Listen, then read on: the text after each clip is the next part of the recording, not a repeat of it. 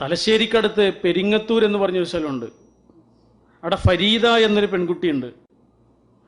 ആ ഫരീദ എന്ന പേരിൻ്റെ നേരെ ഒരു സമം ചേർത്താൽ അപ്പുറത്ത് എഴുതാൻ പറ്റിയൊരു പേരുണ്ട്, സ്നേഹം എന്നാണത്. ഫരീദ കല്യാണം കഴിഞ്ഞ് ഭർത്താവിൻ്റെ കൂടെ ജീവിച്ചത് 18 ദിവസം മാത്രമാണ്. 18 ദിവസം കഴിഞ്ഞപ്പോഴേക്ക് ഭർത്താവ് ഗൾഫിലേക്ക് തന്നെ തിരിച്ചു പോന്നു, ഇങ്ങോട്ട് തിരിച്ചുപോയി. ഇവിടെ പെയിൻ്ററായിരുന്നു. പെയിൻറ് ജോലിൻ്റെ ഇടയിൽ വളരെ ഉയരത്തിൽ നിന്ന് വീണിട്ട് നട്ടെല്ല് പൊട്ടിയിട്ടാണ് വീട്ടിലേക്ക് തിരിച്ചു വന്നത്. നട്ടെല്ല് പൊട്ടിയ ആളുകളെ നമ്മൾ കണ്ടിരിക്കുമല്ലോ, ഒന്നിനും കഴിയൂല. കഴുത്തിന് കീഴ്പോട്ട് യാതൊരു സ്വാധീനവുമില്ലാതെ, ഒന്നനങ്ങാൻ പോലും കഴിയാതെ വാട്ടർ ബെഡിൽ കിടക്കേണ്ട അവസ്ഥയിലാണ് ആ ഭർത്താവ് തിരിച്ചു വന്നത്. ആ ഭാര്യ ഭർത്താവിൻ്റെ കൂടെ നിന്നത് എത്ര കാലമാണെന്നറിയോ? 21 വർഷം. 21 വർഷം. 21ാമത്തെ വർഷം ആ ഭർത്താവിന് ക്യാൻസർ പിടിപെട്ടിട്ട് ആശുപത്രിയിൽ ICUവിൽ കിടക്കുന്ന സമയത്ത് ഡോക്ടർ പുറത്തിറങ്ങിയിട്ട് പറഞ്ഞു, ഒരു പ്രതീക്ഷയില്ല എന്ന് പറഞ്ഞു. ഞങ്ങളെ കൊണ്ട് ചെയ്യാൻ പറ്റുന്നൊക്കെ ഞങ്ങൾ ചെയ്യുന്നുണ്ട്, ഒരു പ്രതീക്ഷയില്ല എന്ന് പറഞ്ഞു. ഇവരൊക്കെ അത് കാത്തിരിക്കുന്ന വാർത്തയാണ്, ആർക്കൊരു ഞെട്ടലുമില്ല. പക്ഷെ ആ ഫരീദ എന്താ ചെയ്യുന്നതെന്ന് അറിയോ നിങ്ങൾ? ആ ആശുപത്രിയിലെ പ്രയർ ഹാളിലേക്ക് ഓടിച്ചെന്ന് 2 റക്അത്ത് നിസ്കരിച്ച് സുജൂദിൽ വീണ് പൊട്ടിക്കരഞ്ഞുകൊണ്ട് പ്രാർത്ഥിക്കുന്നത്, അല്ലാഹുവേ എൻ്റെ പ്രിയങ്കരനായ ഭർത്താവിന് നീ ദീർഘായുസ് കൊടുക്കണമെന്ന്. ദീർഘായുസ് കൊടുത്തുള്ള അവസ്ഥ എന്തായിരിക്കും? ശാരീരികമായോ സാമ്പത്തികമായോ സുഖങ്ങളില്ല എന്ന് മാത്രമല്ല, ഒരു നല്ല വാക്ക് പോലും കേൾക്കൂല, കരച്ചിലും പിടിച്ചിലും മാത്രമാ. വാട്ടർ ബെഡിൽ കിടക്കുന്ന ആ ഭർത്താവിൻ്റെ കൂടെ ഒന്ന് വെറുതെ കിടക്കാൻ പോലും ആ ഭാര്യയ്ക്ക് കഴിയൂല.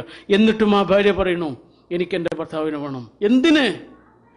ഈ ഇഹലോകത്തെ ഏതെങ്കിലും ഒരു കൗതുകമല്ല, ഭൗതികമായ ഒരു കൗതുകവുമല്ല ആ പെൺകുട്ടിയുടെ മനസ്സിനെ സ്വാധീനിച്ചത്, അതിനപ്പുറത്തുള്ളൊരു ലോകമാണ് ഈ വിശ്വാസം.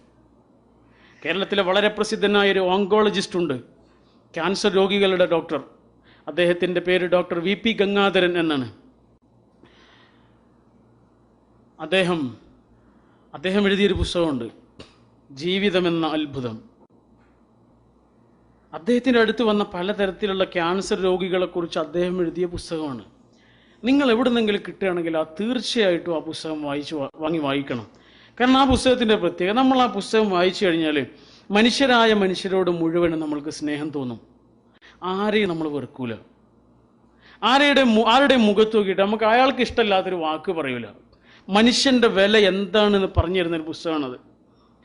അതിൽ അദ്ദേഹം ഒരുപാട് സംഭവങ്ങൾ പറഞ്ഞു. അതിലൊരു സംഭവം, അദ്ദേഹത്തിൻ്റെ അടുത്തൊരു പെൺകുട്ടി വന്നു, ക്യാൻസർ രോഗിയാണ്, വളരെ മാരകമായ ക്യാൻസർ. അതിൻ്റെ സ്കാൻ റിപ്പോർട്ടുകളെല്ലാം നോക്കിയതിന് ശേഷം ഡോക്ടർ കുടുംബത്തോട് പറഞ്ഞു, വളരെ പ്രയാസമുണ്ട്, വളരെ ഗുരുതരമായിട്ട് തന്നെ രോഗം പടർന്നു പിടിച്ചിട്ടുണ്ട്, പക്ഷെ എന്നെ കൊണ്ട് ചെയ്യാൻ പറ്റണമൊക്കെ ഞാൻ ചെയ്യും, നിങ്ങളുടെ സപ്പോർട്ട് ഉണ്ടെങ്കിൽ എന്നെ കൊണ്ട് ആകുന്ന വിധത്തിലൊക്കെ ഞാൻ ചെയ്യാം.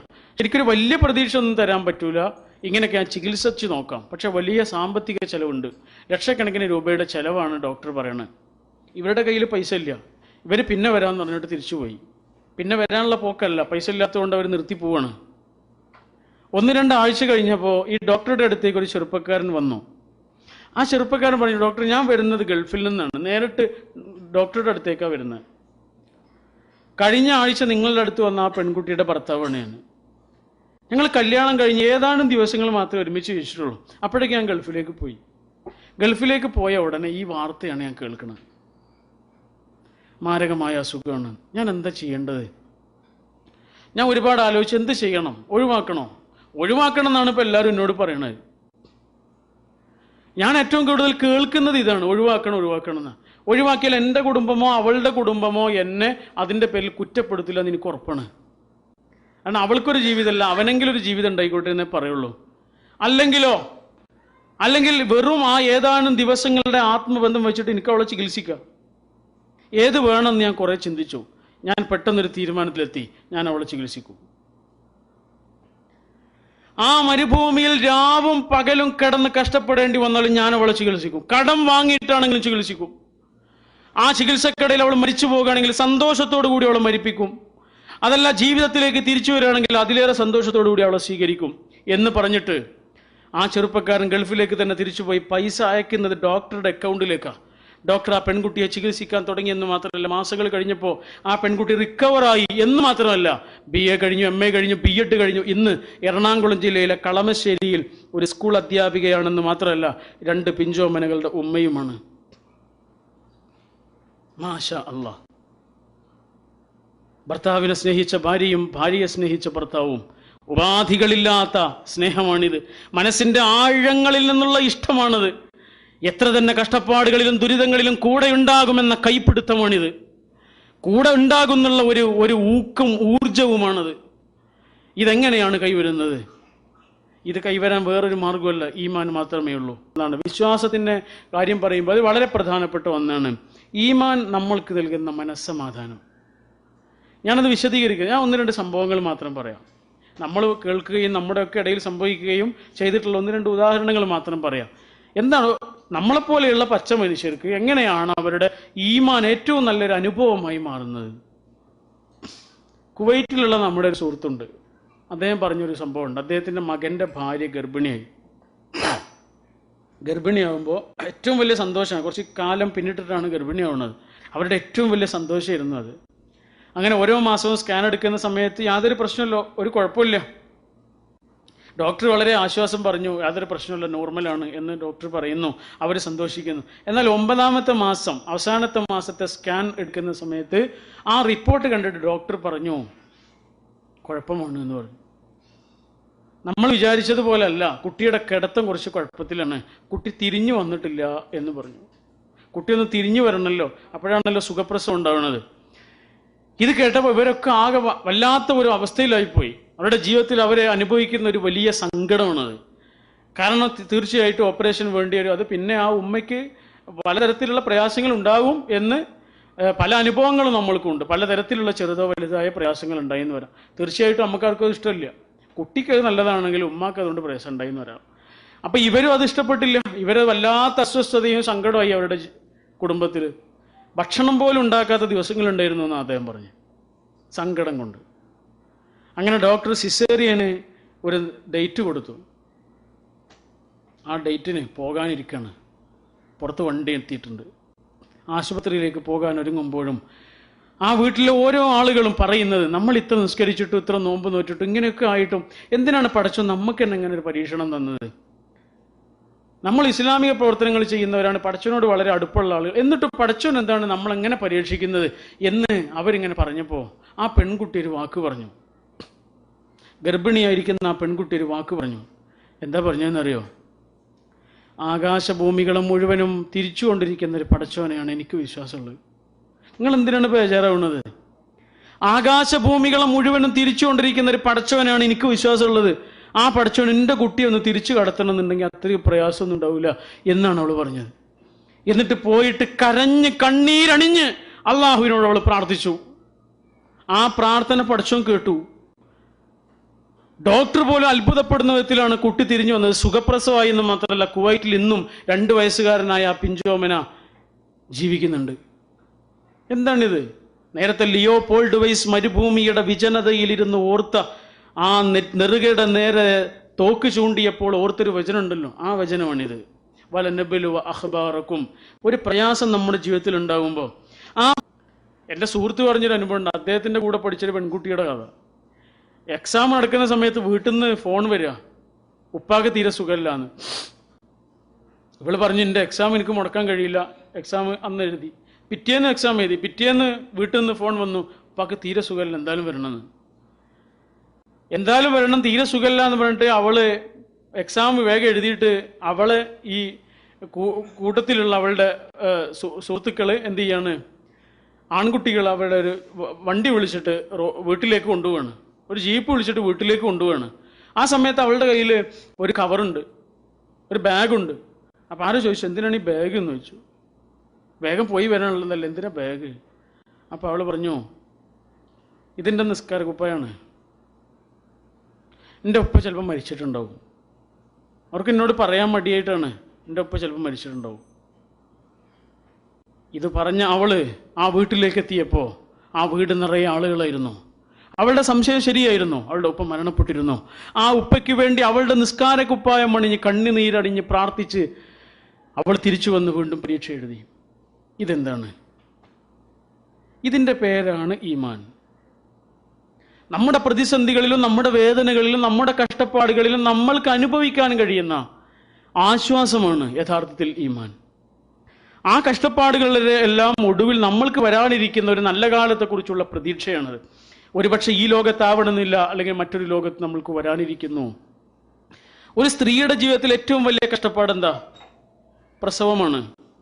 എന്നാൽ ഒരു സ്ത്രീയുടെ ജീവിതത്തിൽ ഏറ്റവും വലിയ സന്തോഷം എന്താ? ആ കുട്ടിയെ ഒന്ന് കാണലാണ്, അല്ലേ? ഏറ്റവും വലിയ കഷ്ടപ്പാട് അനുഭവിക്കുമ്പോഴാണ് ഏറ്റവും വലിയ സന്തോഷം ജീവിതത്തിൽ ഉണ്ടാവുന്നത്. അലി റളിയല്ലാഹു അൻഹുവിൻ്റെ ഒരു പേരക്കുട്ടി ഉണ്ടായിരുന്നു. അദ്ദേഹത്തിൻ്റെ പേരും അലി എന്നാണ്. ഹുസൈൻ റളിയല്ലാഹു അൻഹുവിൻ്റെ മകനാണ്. അലി എന്നാണ് പേരെങ്കിലും ആ പേര് ആർക്കും അറിയില്ല. അദ്ദേഹത്തിന് ജനങ്ങളിട്ടൊരു പേരുണ്ട്, സൈനുൽ ആബിദീൻ. അത്രയധികം ഇബാദത്തുകൾ ചെയ്യുന്ന അത്രയും നല്ലൊരു മനുഷ്യനായിരുന്നു. ധാരാളമായി നല്ല പ്രവർത്തനങ്ങൾ ചെയ്തുകൊണ്ട് ജീവിച്ച ആളായിരുന്നു. അദ്ദേഹം മരിച്ച ദിവസം അദ്ദേഹത്തിൻ്റെ മയ്യത്ത് കുളിപ്പിക്കുമ്പോൾ മുതുകിൽ ഒരു വലിയ തഴമ്പുണ്ട്, ഒരു കറുത്ത തഴമ്പ് കിടക്കുന്നുണ്ട്. അപ്പോൾ ഈ കുളിപ്പിക്കുന്ന ആളുകൾ അങ്ങോട്ടും ഇങ്ങോട്ടും ചോദിച്ചു, എന്താണ് ഈ തഴമ്പ്? അദ്ദേഹത്തിൻ്റെ ജീവിതത്തിൽ അദ്ദേഹത്തിന് ഒരിക്കലും അധ്വാനിക്കേണ്ടി വന്നിട്ടില്ല. പിന്നെ എന്താണ് ഈ തഴമ്പ്? നല്ല കുടുംബത്തിൽ ജനിച്ച ആളാണ്, ഒരിക്കലും ഒരു ഭാരം വഹിക്കേണ്ടി ഒന്നും വന്നിട്ടില്ല. പിന്നെ എന്താണ് ഈ തഴമ്പ്? ആർക്കും മനസ്സിലായില്ല. ഭാര്യയോട് ചോദിച്ചു, ഭാര്യ പറഞ്ഞു എനിക്കറിയില്ല. മക്കളോട് ചോദിച്ചു, ഞങ്ങൾക്ക് അറിയില്ല. ആർക്കും അറിയില്ല. അദ്ദേഹത്തെ മറവ് ചെയ്തു. മറവ് ചെയ്ത് കുറച്ച് ദിവസങ്ങൾ കഴിഞ്ഞപ്പോൾ ആ നാട്ടിലൊരു ചെറിയ ഏരിയ ഉണ്ട്, ഒരു 10-15 കുടുംബങ്ങൾ മാത്രം ജീവിക്കുന്ന ഒരു ചെറിയ ഏരിയ. അവിടെ കൂടുതലും അനാഥകളായ കുട്ടികൾ, വിധവകളായ സ്ത്രീകളാണ്, രോഗികളായ ഉപ്പമാർ, ഇങ്ങനെയുള്ളൊരു പാവപ്പെട്ട ഏരിയയാണ്. ആ ഏരിയയിലുള്ള ആളുകൾ മുഴുവനും പട്ടിണിയായിപ്പോയി. അപ്പോൾ ആളുകൾ ചെന്നിട്ട് അവരോട് ചോദിച്ചു, ഇത്രയും കാലം നിങ്ങൾക്ക് ആരാണ് ഭക്ഷണം തന്നതെന്ന്? അപ്പോൾ അവർ പറഞ്ഞു, ആരാന്നറിയില്ല. എല്ലാ ശനിയാഴ്ചയും രാത്രി ഞങ്ങളുടെ വീടിൻ്റെ മുന്നിൽ ഭക്ഷണ ധാന്യങ്ങളും പച്ചക്കറിയും ഒക്കെ കൊണ്ടുവന്നിച്ചിട്ട് ഒരാൾ പോകാറുണ്ട്. അയാളെ പല പ്രാവശ്യം ഞങ്ങൾ കാണാൻ ശ്രമിച്ചിട്ടുണ്ട്. അയാളെ ഞങ്ങൾക്ക് കാണാൻ പറ്റിയില്ല. അയാളുടെ മുഖം ഞങ്ങൾക്ക് കാണാൻ പറ്റിയില്ല. 1-2 ആഴ്ചയായിട്ട് അയാൾ വരാറില്ല എന്ന് പറഞ്ഞു. അതായിരുന്നു ആ തഴമ്പ്. എൻ്റെ സുഹൃത്ത് പറഞ്ഞൊരു അനുഭവമുണ്ട്. അദ്ദേഹത്തിൻ്റെ അടുത്തേക്ക് ഒരാൾ വന്നു. അദ്ദേഹത്തിന് അറിയില്ല. അയാൾ ചോദിച്ചു, ഇന്ന ആളുടെ വീടല്ലേ? അതെ, ഇന്ന ആളുടെ വീടാണ്. നിങ്ങളുടെ വീട്ടിൽ 2 കൊല്ലം മുമ്പ് എന്തോ ഒരു ഫംഗ്ഷൻ നടന്നിട്ടില്ലായിരുന്നു, കല്യാണമോ സൽക്കാരമോ ഒക്കെ നടന്നിട്ടില്ലായിരുന്നു? അതെ, കല്യാണം നടന്നിരുന്നു, എൻ്റെ അനിയൻ്റെ കല്യാണം നടന്നിരുന്നു. അതിന് നിങ്ങൾ മാംസം വാങ്ങിയിരുന്നത് എന്നെ പീടിയിൽ നിന്നിരുന്നില്ലേ? അതെ, ആ പീടിയിൽ നിന്നായിരുന്നു. ആ പീടിയൻ്റെ മുതലാളിയാണ് ഞാൻ. നിങ്ങളുടെ തുലാസ് ഞങ്ങൾ ഒരു സൂക്ഷ്മ പരിശോധനയ്ക്ക് വേണ്ടിയിട്ട് ഒന്ന് പരിശോധിക്കാൻ വേണ്ടി ഈ അടുത്താണ് കൊടുത്തത്. അപ്പോഴാണ് അറിയണത് അത് 200 ഗ്രാം കുറവായിട്ടാണ് കാണിക്കുന്നത്. ആ പൈസ തരാൻ വന്നാണ് എന്ന്. ആ പൈസയുടെ കെട്ടവിടെ വെച്ചിട്ട് അയാൾ തിരിച്ചുപോയി. ഒരു സൽക്കാരത്തിന് പോലും നിൽക്കാതെ അയാൾ തിരിച്ചുപോയി. പിന്നെയാണ് അറിയണത് ഇങ്ങനെ അദ്ദേഹത്തിൻ്റെ ലിസ്റ്റിലുള്ള ഒരുപാട് വീടുകളിൽ കയറി ഇറങ്ങി ആ പണം അവിടെ കൊടുത്തിട്ടുണ്ട്. ആ ദിവസം രാത്രി അദ്ദേഹം മരിച്ചുപോയി എന്ന്. മഞ്ചേരിയിൽ നടന്നൊരു സംഭവമാണ്. എന്നാലോചിക്കൂ, നമ്മുടെയൊക്കെ വളരെ സ്വകാര്യമായൊരു ജീവിതം ഉണ്ടല്ലോ, പച്ചയായൊരു ജീവിതം. അവിടെ പരലോകം നമ്മെ സ്വാധീനിക്കുകയാണ്. കണ്ണൂർ കൂത്തുപറമ്പുള്ള എൻ്റെ ഒരു സുഹൃത്ത് പറഞ്ഞ മറ്റൊരു അനുഭവം ഇതുപോലെ ചേർത്ത് വെക്കേണ്ടതാണ്. അദ്ദേഹത്തിൻ്റെ ഉമ്മയുടെ അടുത്ത് ഉമ്മയുടെ അമ്മാവന് കുറച്ച് ദിവസങ്ങൾക്ക് മുമ്പ് വന്നിട്ട് ഒരു സ്വർണ്ണമാല കൊടുത്തു. അപ്പം ഉമ്മ ചോദിച്ചു, എന്തിനാണ് ഇക്കാക്ക ഈ സ്വർണ്ണമാല? ഇക്കാക്ക പറഞ്ഞു, കുറേ മുമ്പ് നീ കുട്ടിയായിരുന്ന കാലത്ത് നിന്റെ ഒരു മാല നഷ്ടപ്പെട്ട് നിനക്ക് ഓർമ്മ ഉണ്ടോ എന്ന് ചോദിച്ചു. ഓർമ്മയുണ്ട്, ഞാനും മറക്കൂല, അത്രയും എന്നെ വേദനിപ്പിച്ചു എന്നാണത്. ആ മാലയാണിത് എന്ന് പറഞ്ഞു. 47 കൊല്ലങ്ങൾക്ക് മുമ്പ് ആ പെൺകുട്ടിയുടെ കഴുത്തിൽ നിന്നൊരു മാല നഷ്ടപ്പോൾ പല ആളുകളെയും സംശയിച്ചിട്ടുണ്ട്. അയൽപ്പക്കത്തുള്ള ആളുകളെ സംശയിച്ചിട്ടുണ്ട്, അവിടെ വന്ന് ഇറങ്ങുന്ന പല ആളുകളെയും സംശയിച്ചിട്ടുണ്ട്. ഒരിക്കലും ആ വീട്ടിലെ അവരുടെ അമ്മാവനെ സംശയിച്ചിട്ടില്ല. പക്ഷെ അമ്മാവൻ പറയണം, അത് ഞാനായിരുന്നു എടുത്തത്. ഇത് നീ വേറെ ആരോടെങ്കിലും പറയണമെങ്കിൽ പറഞ്ഞോ, എനിക്ക് പ്രശ്നമൊന്നുമില്ല, പക്ഷെ പടച്ചോൻ്റെ മുമ്പിൽ ഞാൻ കുറ്റക്കാരനാകൂല. നോക്കൂ, ഇതാണത്. യുസദ്ദിഖൂന ബിയൗമിദ്ദീൻ. പരലോകത്തിലെ വിശ്വാസത്തെക്കുറിച്ച് 2 കാര്യങ്ങൾ ഖുർആൻ പറയുന്നുണ്ട്. ഒന്ന്, ഈമാൻ എന്നതുമായി ബന്ധപ്പെട്ട് പരലോകത്തെ വിശ്വസിക്കുക എന്നുള്ളത്. രണ്ടാമത്തെ എന്താണെന്നറിയോ? യുസദ്ദിഖൂന ബിയൗമിദ്ദീൻ, പരലോകത്തിന് സാക്ഷികളാവുക എന്നാണത്. അത് പരലോകത്തിൽ വിശ്വസിക്കലല്ല, എൻ്റെ ജീവിതം കൊണ്ട് ഞാൻ സാക്ഷിയാവുക എന്നുള്ളതാ. എൻ്റെ കടയിൽ നിന്ന് സാധനങ്ങൾ വാങ്ങുന്ന ഒരാൾക്ക് ഓർമ്മ വരണം എൻ്റെ പ്രവർത്തനങ്ങൾ കാണുമ്പോൾ ഒരു പരലോകമുണ്ട് എന്ന്. ഞാനത് പറഞ്ഞു കൊടുത്തിട്ടല്ല. എൻ്റെ കൂടെ ജോലി ചെയ്യുന്ന, എൻ്റെ കീഴെ ജോലി ചെയ്യുന്ന ആളുകൾക്ക് ബോധ്യപ്പെടണം ഒരു പരലോകമുണ്ട് എന്ന്. അത് ഞാൻ പറഞ്ഞു കൊടുത്തിട്ടല്ല. അതിനു മുമ്പ് എൻ്റെ പ്രവർത്തനങ്ങൾ കണ്ടിട്ട്, എൻ്റെ ജീവിതം കണ്ടിട്ട് അവർക്ക് ബോധ്യപ്പെടുക. അതിൻ്റെ പേരാണ് യുസദ്ദിഖൂന ബിയൗമിദ്ദീൻ. യുസദ്ദിഖൂന ബിയൗമിദ്ദീൻ. മഹാനായ ഉമർ ബിൻ അബ്ദുൽ അസീസ് റഹ്മഹുല്ല, നിങ്ങൾ കേട്ടിരിക്കും, രണ്ടാം ഉമർ എന്ന് പേര് കേട്ട വിശ്രുതനായ ഇസ്ലാമിക ഒരു ഭരണാധികാരിയാണ്, മുസ്ലിം ഭരണാധികാരിയാണ്. അദ്ദേഹം ഒരു ദിവസം പള്ളിയുടെ മുറ്റത്ത് സക്കാത്തിൻ്റെ കുറേ ഫ്രൂട്ട്സ് കൊടുത്തിട്ട് ആളുകൾ നിറച്ചിട്ടുണ്ട്. ആപ്പിളുണ്ട്, ഈത്തപ്പഴമുണ്ട്, ഇങ്ങനെയുള്ള എല്ലാ വിഭവങ്ങളും മുറ്റത്ത് ഇങ്ങനെ നിറച്ചു വെച്ചിട്ടുണ്ട്. അദ്ദേഹം അത് ആളുകൾക്ക്, അർഹരായ ആളുകൾക്ക് ഇങ്ങനെ വീതിച്ചു കൊടുക്കുന്നതിൻ്റെ ഇടയിൽ അദ്ദേഹത്തിൻ്റെ ഒരു കുട്ടി ഓടി വന്നിട്ട് ഒരു ആപ്പിൾ കടിച്ചു തിന്നു. ഇദ്ദേഹം ഇത് കണ്ടപാടെ കുട്ടിയുടെ അടുത്തേക്ക് ഓടിച്ചെന്ന് 2 വിരലും കുട്ടിയുടെ വായിലേക്ക് തിരികിയിട്ട് കുട്ടിയോട് ഛർദ്ദിക്കാൻ പറഞ്ഞു. കുട്ടി വാവിട്ട് കരയാ, കുട്ടിക്ക് ഛർദ്ദിക്കാൻ കഴിയുന്നില്ല, കരയാണ്, ഉറക്ക കരയാ. ആ സമയത്ത് വേറൊരാളും അവിടെ കരയുന്നുണ്ട്, അദ്ദേഹത്തിൻ്റെ ഭാര്യ ഫാത്തിമ. വൈകുന്നേരമായി. അദ്ദേഹം വീട്ടിലേക്ക് ഭക്ഷണം കഴിക്കാൻ വരുമ്പോൾ ഭക്ഷണത്തളികയിൽ ഒരു ആപ്പിൾ കിടക്കുന്നുണ്ട്. അദ്ദേഹം സംശയത്തോടു കൂടി ഭാര്യ ഇങ്ങനെ നോക്കി. ഭാര്യ പറഞ്ഞു, സംശയിക്കണ്ട, അത് അവിടുന്ന് എടുത്തതല്ല, എൻ്റെ മോതിരം വിറ്റ പൈസ കൊണ്ട് ഞാൻ വാങ്ങിയതാണ്. അപ്പം അദ്ദേഹം പറഞ്ഞു, ഫാത്തിമ, ഇന്ന് ഉച്ചയ്ക്ക് നമ്മുടെ കുട്ടി ആ ആപ്പിൾ കഷ്ണം കടിച്ചപ്പോൾ ഞാൻ ആ കുട്ടിയുടെ വായിലേക്ക് വിരൽ തിരികിട്ട് അത് ഛർദ്ദിക്കാൻ വേണ്ടി പറഞ്ഞ സമയത്ത് നിന്റെ കണ്ണ് നിറഞ്ഞത് ഞാൻ കണ്ടിരുന്നു ഫാത്തിമ. നീ എൻ്റെ കണ്ണ് കണ്ടിരുന്നു, എൻ്റെ കണ്ണും നിറഞ്ഞിരുന്നു ഫാത്തിമ. പിന്നെയും ഞാൻ അങ്ങനെ ചെയ്തത് എന്തിനാന്ന് നിനക്കറിയോ? നാളെ അള്ളാഹുവിൻ്റെ മുമ്പിൽ ഒരു നിൽക്കൽ നമ്മൾ നിൽക്കും. ആ സമയത്ത് എൻ്റെ കുട്ടി അങ്ങനെ ഒരു ഹറാമായ ഭക്ഷണം കഴിക്കുമ്പോൾ ആ കുട്ടിയെ തടഞ്ഞില്ലല്ലോ എന്ന പേരിൽ ഞാൻ കുറ്റക്കാരനാകരുത് ഫാത്തിമ. അങ്ങനെ ഒരു ഹറാമായ ഭക്ഷണം കഴിച്ചതിൻ്റെ പേരിൽ നമ്മുടെ കുട്ടിയും കുറ്റക്കാരനാകരുത് ഫാത്തിമ എന്ന് പറയുന്ന ഒരു ഭരണാധികാരിയുടെ ചിത്രമുണ്ട്. എന്താണിത്? പരലോകം എന്ന വിശ്വാസം മനുഷ്യന്റെ ജീവിതത്തെ ആഴത്തിൽ സ്വാധീനിക്കുകയാണ്. അതൊരു വെളിച്ചമാണ് ശരിക്ക്. പരലോകം നമ്മുടെ ജീവിതത്തെ സ്വാധീനിച്ചു കഴിഞ്ഞാൽ ഇഹലോകത്തിലെ ആർഭാടങ്ങൾ നമുക്കൊരു പുല്ല് വില പോലും ഉണ്ടാവില്ല. ഇഹലോകത്തിലെ ഈ ജാടകൾ നമ്മൾക്കൊരു പുല്ല് വില പോലും ഇല്ലാതെ നമ്മൾ വലിച്ചെറിയും. ഇഹലോകത്തിലെ പ്രസിദ്ധിയും ഇഹലോകത്തിലെ പേരും നമ്മൾക്ക് ഒരു ചെറിയ വില പോലും ഇല്ലാതെ നമ്മൾ വലിച്ചെറിയും, എടുത്തൂരിയെറിയും. പരലോകം നമ്മുടെ ജീവിതത്തെ സ്വാധീനിക്കുമ്പോൾ, അത്രയും നമ്മുടെ ജീവിതത്തെ പരലോകം സ്വാധീനിക്കുമ്പോഴാണ് നമ്മുടെ ജീവിതം ആ വെളിച്ചമുള്ള ജീവിതമായി മാറുന്നത്. നിങ്ങൾ നോക്കൂ, നമ്മുടെ കുട്ടികളെ നമ്മൾ എത്ര ഇഷ്ടപ്പെടുന്നുണ്ട്. നമുക്ക് വിശദീകരിക്കാൻ കഴിയാത്ത അത്രയും നമ്മുടെ മക്കളെ നമ്മൾ ഇഷ്ടപ്പെടുന്നുണ്ട്. ആ കുട്ടികളുടെ ഇഷ്ടങ്ങൾ, അവരുടെ ആഗ്രഹങ്ങൾ, അവർ പറയുന്ന കാര്യങ്ങൾ, അവരുടെ പഠനം, അവരുടെ ജോലി, അവരുടെ ആവശ്യങ്ങൾ, ഇതിനാണ് നമ്മൾ ജീവിക്കുന്നത്.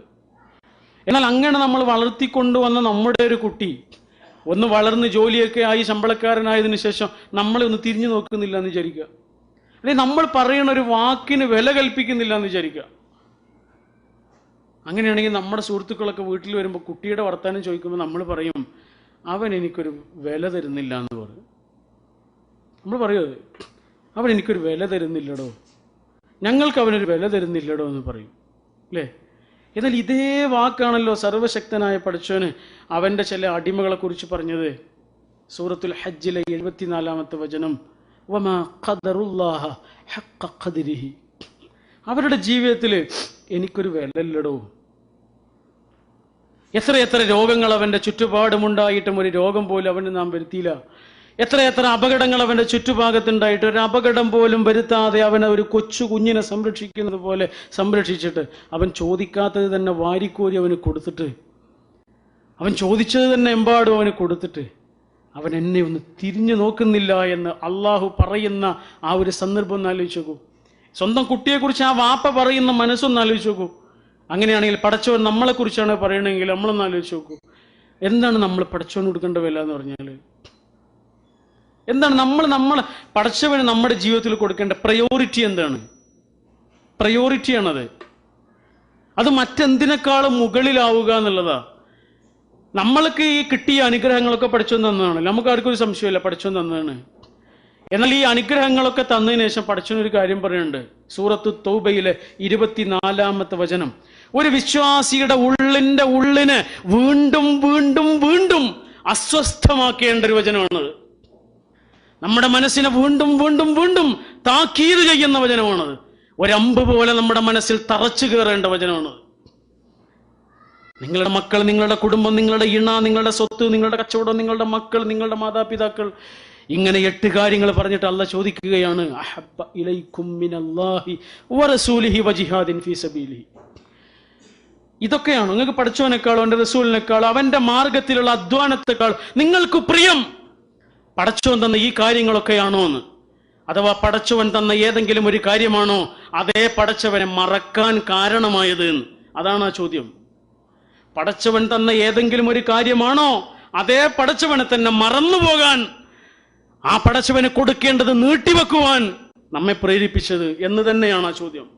തീർച്ചയായിരിക്കും ഈ 8 കാര്യങ്ങളിൽ ഏതെങ്കിലും ഒരു കാര്യമായിരിക്കും. നമ്മുടെ ഒരു ജമാഅത്ത് നിസ്കാരം നഷ്ടപ്പെടുത്തിയിട്ടുള്ളത് ഈ 8 കാര്യങ്ങളിൽ ഏതെങ്കിലും ഒരു കാര്യമായിരിക്കും.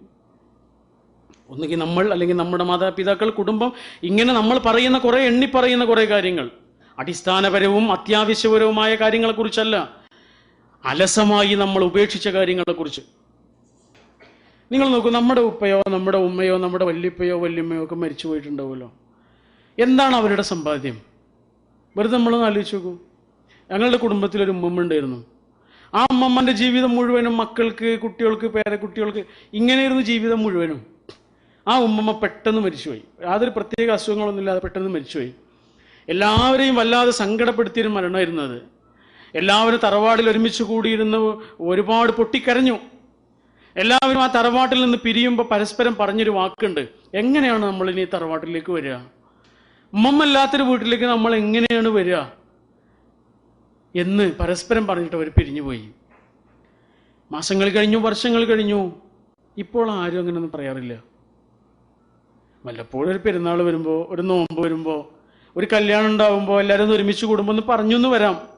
ഉമ്മ ഉണ്ടായിരുന്ന കാലത്തെ നോമ്പിനെ കുറിച്ച്, ഉമ്മ ഉണ്ടായിരുന്ന കാലത്തെ അത്താഴത്തെക്കുറിച്ച്, ഉമ്മ ഉണ്ടായിരുന്ന കാലത്തെ ആ നോമ്പിന് വേണ്ടിയുള്ള ഒരുക്കത്തെക്കുറിച്ച്, ഉപ്പ ഉണ്ടായിരുന്ന കാലത്തെ ആ സന്തോഷത്തെക്കുറിച്ച് ഒന്ന് വെറുതെ ഒന്ന് പറഞ്ഞു എന്ന് വരാം. നമ്മുടെ ഒന്നും മനസ്സിൽ അവരൊന്നുമില്ല. നമ്മുടെ മനസ്സിൽ നമ്മുടെ സന്തോഷങ്ങളാണുള്ളത്. ശരി, ആ ഉമ്മമ്മയുടെ ഖബറിൽ ആ ഉമ്മമ്മയ്ക്ക് എന്താണ് ഉള്ളത്? ഇതാണ് ചോദ്യം. അഥവാ ഞാനും നിങ്ങളുമാകുന്ന നമ്മുടെ ഈ ജീവിതം കൊണ്ട് നമ്മൾ തിരിച്ചു പോകുമ്പോൾ നമുക്ക് എന്താണ് ഉള്ളത്? നമ്മുടെ സമ്പത്തിനെ ചൂണ്ടിയിട്ടാണ് നമ്മൾ നമ്മുടെ സമ്പാദ്യം എന്ന് പറയുന്നതെങ്കിൽ നമ്മൾ മരിച്ചു കഴിഞ്ഞാൽ അത് മറ്റുള്ളവരുടേതല്ലേ? നമ്മുടെ മക്കളെ ചൂണ്ടിയിട്ടാണ് നമ്മുടെ സമ്പാദ്യം നമ്മൾ പറയണമെങ്കിൽ നമ്മളൊന്ന് മരിച്ചു പോയാൽ നമ്മുടെ ഖബറിന്റെ അടുത്ത് വന്നിട്ടൊന്ന് നമ്മൾക്ക് വേണ്ടി പ്രാർത്ഥിക്കുവാൻ പോലും സമയം കാണുന്നില്ലെങ്കിൽ അവരെങ്ങനെയാണ് നമ്മുടെ സമ്പാദ്യമാവുക? നമ്മുടെ ഉപ്പയുടെ, നമ്മുടെ ഉമ്മയുടെ, നമ്മുടെ വല്യുപ്പയുടെ, നമ്മുടെ വല്യുമ്മയുടെ ഖബറിന്റെ അടുത്തൊന്ന് പോയിട്ട് അവർക്ക് വേണ്ടി ആത്മാർത്ഥമായി പടച്ചവനോടൊന്ന് പ്രാർത്ഥിക്കുവാൻ പോലും നമ്മളാരും സമയം കണ്ടെത്തുന്നില്ലെങ്കിൽ നമ്മൾ എങ്ങനെയാണ് അവരുടെ സമ്പാദ്യമാവുക? പിന്നെ എന്താണ് നമ്മുടെ സമ്പാദ്യം? ഈ മക്കളായിരുന്നാലും സമ്പത്തായിരുന്നാലും നാളേക്ക് കൂടി നമുക്ക് ഉപകാരപ്പെടുന്നുണ്ടെങ്കിൽ അത് നമ്മുടെ സമ്പത്താണ്, നമ്മുടെ സമ്പാദ്യമാണ്.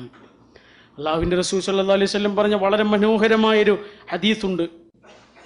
ഓരോ മനുഷ്യനും 3 സുഹൃത്തുക്കളുണ്ട്. ഓരോ മനുഷ്യനും. ഒന്നാമത്തെ സുഹൃത്ത് സമ്പത്താണ്. സമ്പത്ത് മനുഷ്യനോട് പറയും, എന്നോട് നിങ്ങളോട് പറയും, നീ പേടിക്കണ്ട, നിന്റെ കൂടെ ഞാനുണ്ട്. നീ ജീവിക്കുന്ന കാലം മുഴുവനും നിന്റെ കൂടെ ഞാനുണ്ടാവും. പക്ഷെ നീ മരിച്ചു കഴിഞ്ഞാൽ, നിന്റെ അവസാനത്തെ ശ്വാസം ഉണ്ടല്ലോ, അതാണ് വന്നു കഴിഞ്ഞാൽ പിന്നെ എന്നെ കൊണ്ട് നിനക്ക് കാര്യമില്ല. നിന്റെ അവസാനത്തെ ശ്വാസം വരെ എത്ര വലിയ ആശുപത്രിയിലേക്കും നിന്നെ ചികിത്സക്ക് കൊണ്ടുപോകാൻ നിന്റെ അക്കൗണ്ടിൽ പണമുണ്ട്. പക്ഷെ ആ അവസാനത്തെ ശ്വാസം വന്നു കഴിഞ്ഞാൽ ആ പണം കൊണ്ട് നിനക്കൊരു കാര്യമില്ല, അത് വേറെ ആളുകളുടേതാണ്. ശരിയല്ലേ? രണ്ടാമത്തെ സുഹൃത്ത് കുടുംബമാണ്. ഈ കുടുംബം മനുഷ്യനോട് പറയുമെന്ന് അള്ളാഹുവിന്റെ റസൂൽ താക്കീത് ചെയ്യുകയാണ്. ഈ കുടുംബം എന്നോടും നിങ്ങളോട് പറയുകയാണ്, നീ പേടിക്കണ്ട, നീ ജീവിക്കുന്ന കാലം മാത്രമൊന്നുമല്ല നിന്റെ കൂടെ ഞങ്ങളുള്ളത്, നീ മരിച്ചു കഴിഞ്ഞാലും നിന്റെ കൂടെ ഉണ്ടാവും. അത് ആ കാണുന്ന മരം, ആ മരത്തിന്റെ അതുവരെ ഞങ്ങൾ നിന്റെ കൂടെ ഉണ്ടാവും. ഖബർസ്ഥാനിലെ മരത്തെ ചൂണ്ടിയിട്ട് കുടുംബം പറയുന്നു, അതുവരെ ഞങ്ങൾ ഉണ്ടാവും, അവിടുന്ന് അങ്ങോട്ട് നീ ഒറ്റയ്ക്ക് പോകണം. നിന്റെ ഖബറിലേക്ക് മണ്ണ് വാരിയിട്ട് കയ്യിലെ അവസാനത്തെ മൺതരിയും തട്ടിക്കുടഞ്ഞിട്ട് ഞങ്ങൾ വീട്ടിലേക്ക് തന്നെ തിരിച്ചു പോകും. പിന്നെ ഞങ്ങളുടെ സന്തോഷം, പിന്നെ ഞങ്ങളുടെ ജീവിതം, ഞങ്ങളുടെ സന്തോഷം, ഞങ്ങളുടെ വരുമാനം, ഞങ്ങളുടെ ആനന്ദം അങ്ങനെ കഴിഞ്ഞു. നീ ഇവിടെ ഒറ്റക്കാണ്. ശരിയല്ലേ? നമ്മുടെ ജീവിതത്തിൻ്റെ നിർണായകമായ സമയങ്ങളിലൊക്കെ നമ്മൾ ഒറ്റയ്ക്കായിരിക്കും, ആരും ഉണ്ടാവില്ല. മൂന്നാമത്തെ ഒരു സുഹൃത്തുണ്ട്. ആ സുഹൃത്ത് അമലാണ്, കർമ്മങ്ങളാണ്. ആ കർമ്മങ്ങളെ മനുഷ്യനോട് പറയും, നീ പേടിക്കണ്ടടോ, നിന്റെ കൂടെ ഞങ്ങളുണ്ടാകും. നീ ജീവിച്ചിരിക്കുമ്പോൾ മാത്രമല്ല ഉണ്ടാവും, നീ മരിച്ചു കഴിഞ്ഞാലും നിന്റെ കൂടെ ഉണ്ടാവും, നിന്റെ പിന്നാലെ പിന്തുടരും. നല്ല അമല് മാത്രമാണോ പറയണത്? അങ്ങനെയാണെങ്കിൽ നമ്മൾ രക്ഷപ്പെട്ടിരുന്നു. ചീത്ത അമലും നമ്മുടെ പിന്നാലെ തന്നെ വരും. അപ്പോൾ എന്താണ് നമ്മുടെ സമ്പാദ്യം? അൽമാലു വൽബനൂൻ സീനത്തുൽ ഹയാത്തിദ് ദുനിയ വൽബാഖിയാത്തുസ് സ്വാലിഹാത്തു ഖൈറുൻ ഇൻദ റബ്ബിക അജ്റുൻ വ ഖൈറുൻ അമല. അൽമാലു വൽബനൂൻ, നമ്മുടെ നെഞ്ചോട് നമ്മൾ ചേർത്ത് പിടിച്ചിരിക്കുന്ന സ്വത്തും സന്താനങ്ങളും നമ്മുടെ ഏറ്റവും വലിയ ആനന്ദമാണ്. ആ ആനന്ദം എന്താണ്? അള്ളാഹു പറയുന്നു, സീനത്തുൽ ഹയാത്തിദ് ദുനിയ. ഹയാത്തിദ് ദുനിയ എന്നല്ല പറയണത്, സീനത്തുൽ ഹയാത്തിദ് ദുനിയ. ഈ ഇഹലോകമെന്ന വീട്ടിൽ തൂക്കിയിട്ടിരിക്കുന്ന അലങ്കാരങ്ങളാണത്. ഒരു പുതിയ ഷോപ്പ് തുടങ്ങുമ്പോൾ അലങ്കാരങ്ങൾ കെട്ടി തൂക്കുമല്ലോ. എത്ര ദിവസം ഉണ്ടാവും? ഒരു ദിവസം ഉണ്ടാവും, 2 ദിവസം ഉണ്ടാവും, 3-ാമത്തെ ദിവസം എടുത്ത് ഒഴിവാക്കും, അല്ലേ? ഇങ്ങനെ എടുത്തൊഴിവാക്കുന്നതാണ് ഇതൊക്കെയാണ്. ഒരു മരം മുറിച്ചു കഴിഞ്ഞാൽ കുറ്റി മാത്രമേ ബാക്കി ഉണ്ടാവുള്ളൂ. കുറച്ച് ദിവസം കഴിഞ്ഞാൽ അതിൻ്റെ ആ തോല് ഇങ്ങനെ അടർന്നു പോവും, ചീഞ്ഞു പോവും. കുറച്ച് ദിവസം കൂടി കഴിഞ്ഞാൽ അതിൻ്റെ ആ വെളുത്ത ഭാഗം അങ്ങനെ ചീഞ്ഞു പോവും. എന്നാൽ എത്ര ദിവസം കഴിഞ്ഞാൽ ആ കറുത്ത ഭാഗം അവിടെ തന്നെ ഉണ്ടാവും. കാതലായ വശം എന്ന് നമ്മൾ പറയുന്ന ആ മരത്തിൻ്റെ കാതലായ ഭാഗം അവിടെ തന്നെ ഉണ്ടാവും. ഈ 3 കാര്യങ്ങളെ കുറിച്ചാണ് അല്ലാഹുവിൻ്റെ റസൂൽ പറഞ്ഞത്. അടർന്നു പോകാത്തൊരു ഭാഗമുണ്ട്, അത് അമലു സ്വാലിഹാത്തുകളാണ്. അപ്പോൾ വൽ ബാഖിയാത്തു സ്വാലിഹാത്ത്, നമ്മൾ ചെയ്തു കൂട്ടുന്ന നല്ല കർമ്മങ്ങൾ മാത്രമാണ് നമ്മൾക്ക് അല്ലാഹുവിൻ്റെ അടുത്തേക്കുള്ളത് എന്ന്. അമലുകളല്ല, അമലു സ്വാലിഹാത്തുകൾ.